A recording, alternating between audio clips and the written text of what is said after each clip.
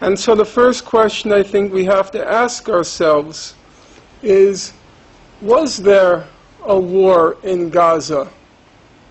And that's actually an important question, because Israel justified the death and destruction in Gaza by saying that it confronted, and now I'm using its phrase, an asymmetric war in Gaza.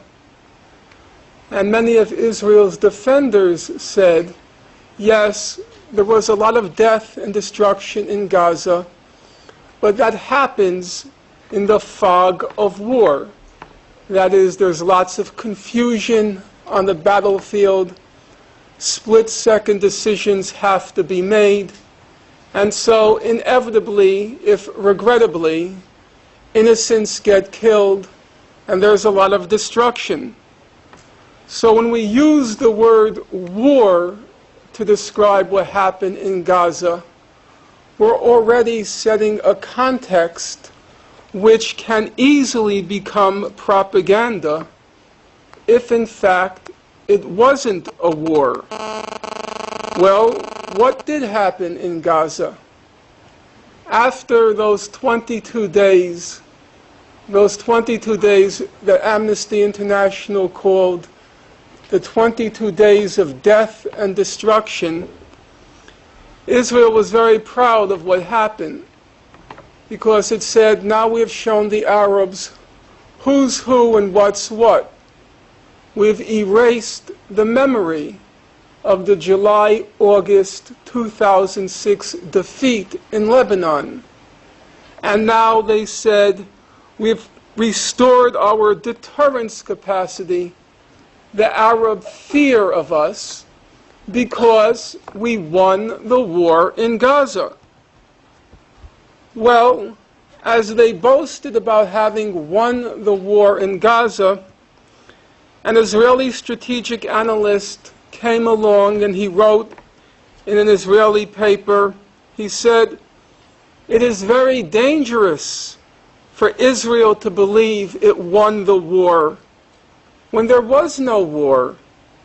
In reality, not a single battle was fought during the 22 days of fighting. A former Israeli ministry official said, there was no war. Hamas sat in its bunkers and came out when it was all over. Well, if there was no war in Gaza, what did happen? It's fairly clear what happened militarily. Israel flew about 3,000 combat missions over Gaza. Every plane came back. None was downed. None was even damaged.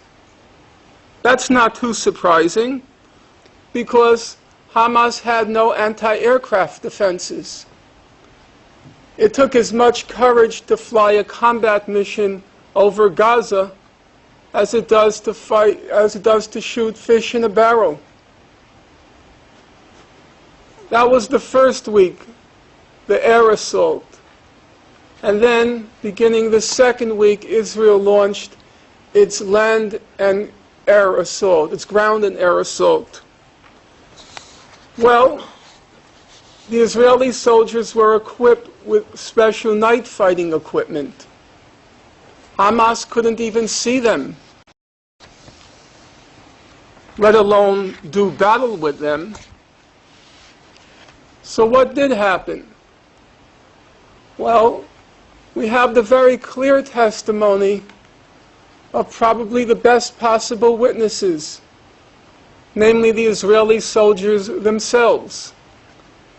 After those 22 days of death and destruction, many Israeli soldiers testified to what they experienced. So let me quote them. Soldier, there was nothing there. Ghost towns. Except for some livestock, nothing moved. Soldier, most of the time it was boring. There were not really too many events. Soldier, I did not see one single Arab the whole time we were there, that whole week. Soldier, everyone was disappointed about not engaging anyone. Soldier, usually we did not see a single living soul, except for our soldiers, of course, not a soul. Soldier, go ahead and ask the other soldiers how often they encountered combatants in Gaza. Nothing. No one. Soldier, there was supposed to be a tiny resistance force upon entry, but there just wasn't. No soldiers, no enemy in the field, no engagement, no battles. But that's only half the story. The other half is equally illuminating. All you have to do to see for yourself is go to your computers and enter under Google, breaking the silence. And what will come up on your screen is a collection, one of the collections of soldier testimonies. And then when it comes up on your screen, just enter under the search function, enter the word insane. And if you enter the word insane once, twice, 3 times, 4 times, 5 times, 6 times, 7 times, the soldiers who are interviewed keep using the word insane. Israel used insane amounts of firepower in Gaza. Israel used insane amounts of firepower in Gaza. Israel used insane amounts of firepower in Gaza. The soldiers were interviewed separately. They weren't cueing each other, but the same word leapt to mind for each soldier. Insane amounts of firepower in Gaza. No enemy in the field, no battles, no Arabs to be seen, Arab fighters to be seen anywhere, but they're using insane amounts of firepower. One soldier said, "This was firepower such as I had never known. There were blasts all the time. The earth was constantly shaking." Another soldier said, "On the ground you hear these thunderous blasts all day long. I mean, not just tank shelling, which was a tune we'd long gotten used to, but blasts that actually rock the outpost, to the extent that some of us were ordered out of the house we were quartered in for fear it would collapse."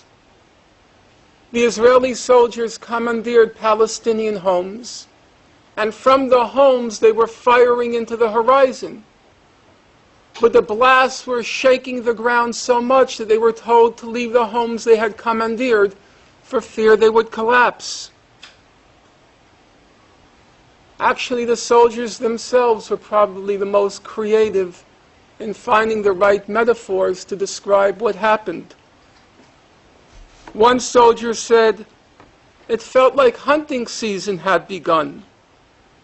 Sometimes it reminded me of PlayStation computer game."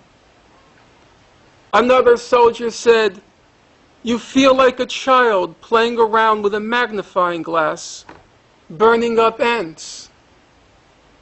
Now, I was a kid once, and I had my magnifying glass, and I did burn up ants. I'm not proud of it, but at least I didn't suffer from the delusion that I was engaged in a war with the ants. And in fact, it was like burning up ants in Gaza. The metaphor was very precise and apt. Israel dropped white phosphorus on Gaza. I never paid much attention to the white phosphorus, the fine details. It's one of Israel's stock and trades, the white phosphorus.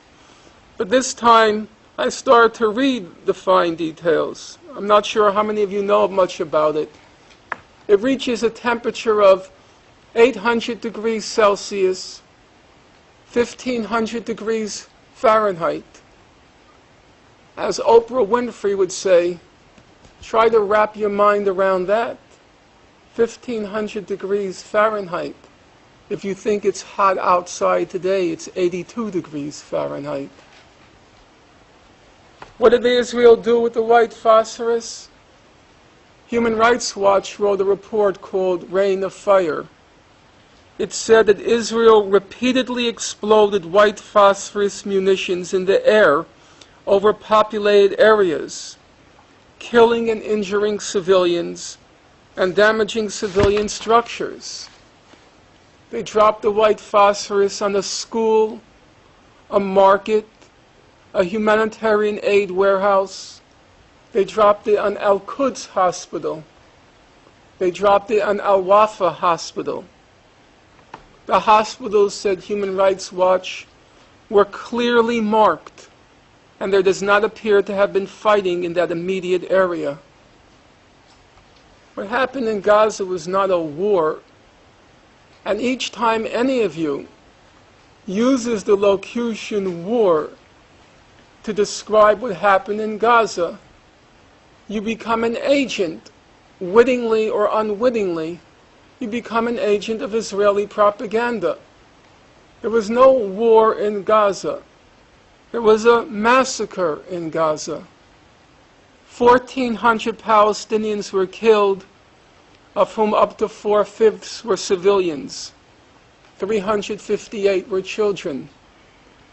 13 Israelis were killed, of whom 10 were combatants, and half of the combatants were killed inadvertently by other Israeli soldiers, friendly fire.